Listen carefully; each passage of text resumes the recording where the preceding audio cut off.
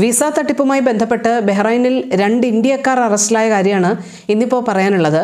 Bahrain interior മിനിസ്ട്രിയാണ് ഇതുമായി ബന്ധപ്പെട്ട വിവരങ്ങൾ നൽകുന്നത്. 45ഉം 32ഉം വയസ്സുള്ള 2 ഇന്ത്യൻ വംശജരാണ് അറസ്റ്റിലായതെന്ന് ഇന്റീരിയർ മിനിസ്ട്രി അറിയിക്കുന്നുണ്ട്. പലർക്കും ഈ വ്യാജ ബഹ്റൈൻ സന്ദർശക വിസ നൽകിയതുമായി ബന്ധപ്പെട്ടാണ് ഇവരെ അറസ്റ്റ് ചെയ്തിരിക്കുന്നത്. പലരിൽ നിന്നും വൻ തുക വാങ്ങിയാണ് ഇവരെ തരത്തിലുള്ള വിസയൊക്കെ സംഘടിപ്പിച്ചു കൊടുത്തത്. മാത്രമല്ല, തൊട്ടടുത്ത രാജ്യത്തെ റെസിഡൻസി വിസ ഇവർക്ക് വാഗ്ദാനം ചെയ്തുകൊണ്ടാണ് വലിയ തട്ടിപ്പുകൾ നടന്നത്. അപ്പോൾ ഇതിൻ്റെ വ്യാപ്തി എത്രയാണ് എന്നുള്ളൊരു കാര്യം അന്വേഷിച്ച് വരികയാണ്. കേസ് ഇപ്പോൾ പ്രോസിക്യൂഷന് കൈമാറിയിട്ടുണ്ട്.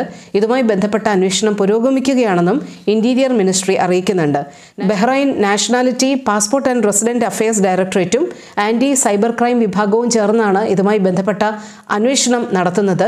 എത്രത്തോളം വിപുലമാണ്, വ്യാപകമായിട്ടാണ് ഇവർ തട്ടിപ്പ് നടത്തിയത് എന്നുള്ളൊരു കാര്യമാണ് ഇപ്പോൾ അന്വേഷിക്കുന്നത്. കേസുമായി ബന്ധപ്പെട്ട നടപടിക്രമങ്ങൾ ഇപ്പോൾ പ്രോസിക്യൂഷന് കൈമാറിയിരിക്കുകയാണ്.